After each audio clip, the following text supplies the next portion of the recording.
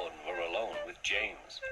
Although the Fat Controller was beginning to think well of him, whenever a chance came, the other engines would talk of nothing but bootlaces. "Remember the time one had to be used to get you out of trouble, James," they would tease. James tried to get his own back, talking about engines who got shut up in tunnels and stuck on hills. But they wouldn't listen. "You talk too much, little James," said Gordon. "A fine, strong engine like me has something to talk about. I'm the only engine who can pull the express. When I'm not there, they need two engines. Think of that. I've pulled expresses for years and have never once lost my way. I seem to know the right line by instinct." Every wise engine knows, of course, that the signalman works the points to make engines run on the right lines, but Gordon was so proud he had forgotten. "Wake up, James," said Gordon next morning. "It's nearly time for the express. What are you doing? Odd jobs?" "Oh, well, we all have to begin somewhere, don't we? Run along now and get my coaches. Don't be late." James went to get Gordon's coaches. They were all shining with lovely new paint. He was careful not to bump them, and they followed him smoothly into the station, singing happily, "We're going away, we're going away." "I wish I was going with you," said James. "I should love to pull the express and go flying along the line." Gordon, with much noise and blowing of steam, got ready to back onto the train.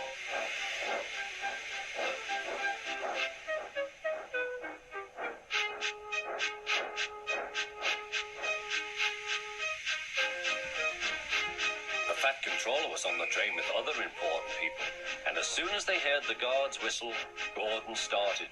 "Look at me now," he puffed, and the coaches glided after him. "Poop, poop, poop, poop, poop. Goodbye, little James. See you tomorrow." James watched the train disappear and then went back to work. He pushed some trucks into their proper sidings and went to fetch the coaches for another train. James had just brought the coaches to the platform when he heard a mournful noise. There was Gordon trying to sidle into the station without being noticed. "Hello, Gordon. Is it tomorrow?" asked James. Gordon didn't answer. He just let off steam feebly. "Did you lose your way, Gordon?" said James. "No, it was lost for me. I was switched off the main line onto the loop. I had to go all round and back again." "Perhaps it was instinct," said James. Meanwhile, all the passengers hurried to the booking office. "We want our money back," they shouted.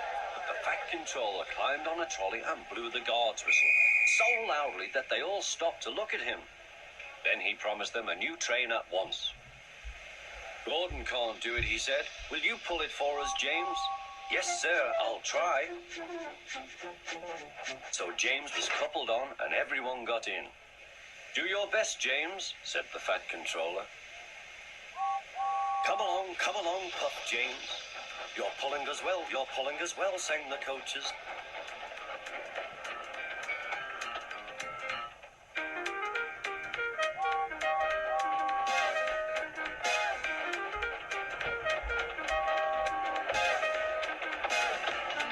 Bridges and stations flashed by, the passengers cheered, and they soon reached the station. Everyone said thank you to James, and the Fat Controller was very impressed. "Well done," he said. "Would you like to pull the express sometimes?" "Yes, please," answered James. Next day, when James came by, Gordon was pushing trucks. "I like some quiet work for a change," he said. "I'm teaching these trucks manners. You did well with those coaches, I hear." "Good, we'll show them." And he gave his trucks a bump. James and Gordon are now good friends. James sometimes takes the express to give Gordon a rest. Gordon never talks about bootlaces, and they are both quite agreed on the subject of trucks.